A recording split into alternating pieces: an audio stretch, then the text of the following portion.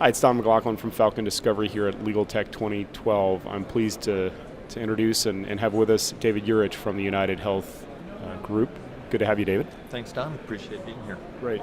David, if you just briefly describe what your current role is with United and then your background in e-discovery and legal overall. Sure. So I'm the Director of e-discovery at United Health Group, and I do need to say that these are my opinions and not that of the company, and we manage the e-discovery process for United's litigation and regulatory matters. Okay, great. And what was your experience before joining United? Prior to joining United, I was at a law firm, Fager Baker Daniels now, for 3 years as an e-discovery consultant, and prior to that I was in document management and record management at Cargill.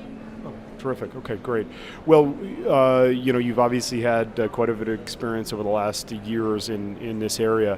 What have you seen in the way e-discovery is managed as a process that you think has been an improvement over the last few years? Well, I think you said it in your question. E-discovery is now managed as a process. It's not ad hoc. We're not doing fire drills every time an event happens. There's a lot of context about what needs to occur and a lot of understanding in the community about those steps. Now, there's still work, I think, to be done in getting those steps executed, but the understanding that it is a process is definitely well established.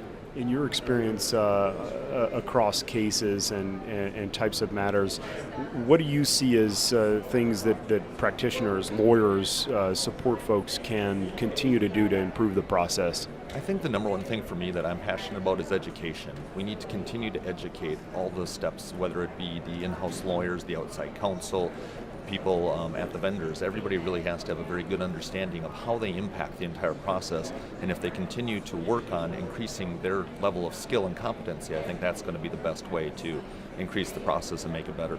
Terrific. And what about from the court's perspective? What do you think courts can do to step in and do their best to help improve the process? Well, I think they've done a lot, and you've seen it with the magistrates who have been willing to come out and speak on the tours and the events, and that's brought a lot of clarity to the process overall.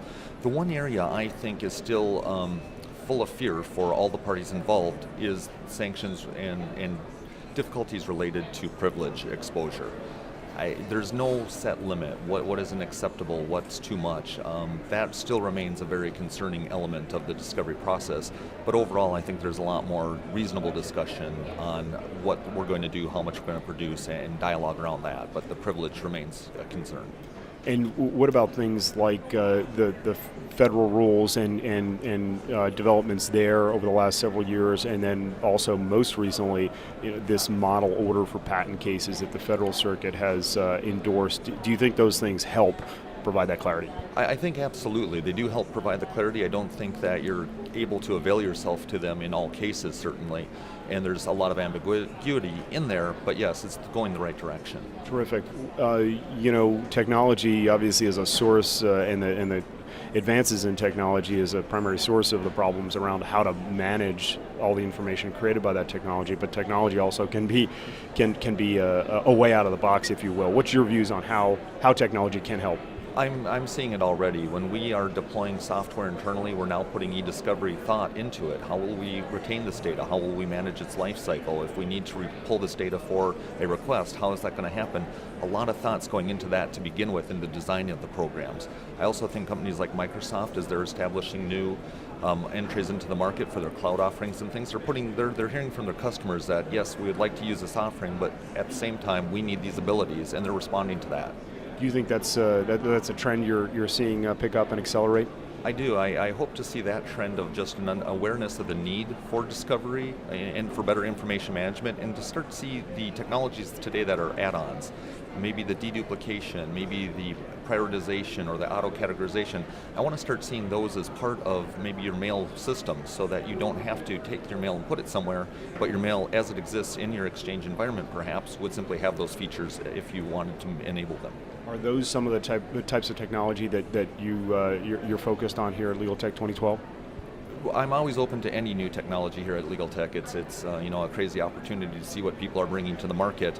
One of the things that I was looking for, and I haven't seen a complete picture yet though, is bringing back the knowledge from the review. We as corporations spend a lot of money looking at documents and reviewing those for requests. That's an opportunity if we could take those coding decisions, not just for other cases, but for overall information governance and say, well, these are the types of documents that fit in this category. Now, how do I get that data back into our environment so that I can start auto-categorizing and really get in front of e-discovery with predictive categorization as far as information governance goes? Again, I didn't see the solution, but I'm hearing a lot of the right words, and the trend is it'll just take a while for it to coalesce. And do you think that'll extend to information governance more generally in terms of records management and the application of advanced technology to help with classifying records? I do. I've seen a couple white papers where in small instances they've been very successful at correctly categorizing records maybe 90% of the time, almost in a purely automated sense. But most of those use cases have been somewhat limited in their scope and wouldn't necessarily apply broadly to a corporation with diverse activities. But still, the fact that people are looking at that has put records much more on top than in the past, where records was often a neglected area until e-discovery kind of brought some of those pain points forward. And well, perhaps that's indicative of what's to come shortly. We're on the cusp of that. I think we are. I mean, it's always hard to predict a technology and a trend, and by the time it comes, it'll probably be commonplace and you won't even remember it before. But yes, I'm hoping in the next couple of years we see some more full-featured integration with the life cycle of information. From the time it's created, it's auto-categorized, it's managed, it's auto-deleted if it shouldn't be kept, and then if you need it, you can actually pull what you need automatically, and the human action and elements of that are reduced so that people can work on creating and not work on filing. Fantastic. Well, thanks for spending time with us. It's a pleasure talking with you. Thanks, Don. Thank you.